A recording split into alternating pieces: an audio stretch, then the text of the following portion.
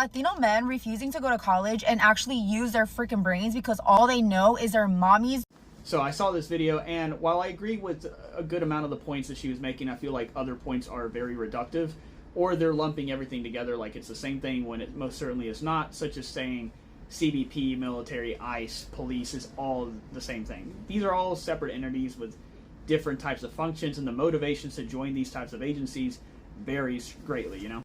To just get this out of the way, ICE and CBP, I have never felt any inclination to join those agencies, and I think Latinos that do join those agencies are like traitors, honestly, because you're just primarily targeting your own demographic, so I feel like that is an issue.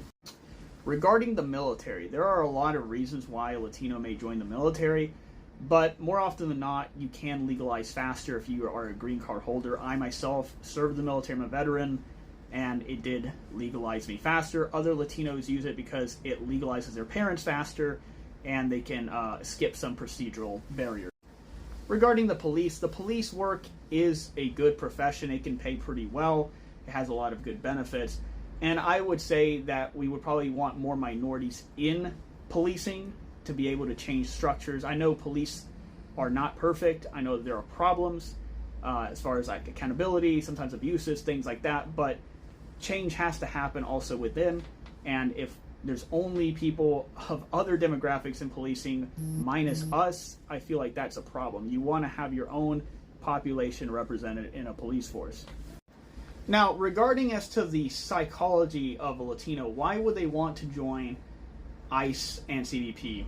I personally can't explain that one because, again, that hasn't been my position, but I can explain the psychology as to at least why I wanted to be in the military to begin with, and why I originally had wanted to be in law enforcement, although I ended up switching to just private security, and I have a good career with that.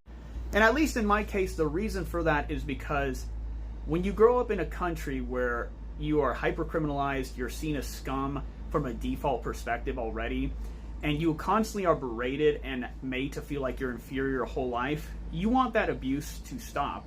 And so you seek out shields, right?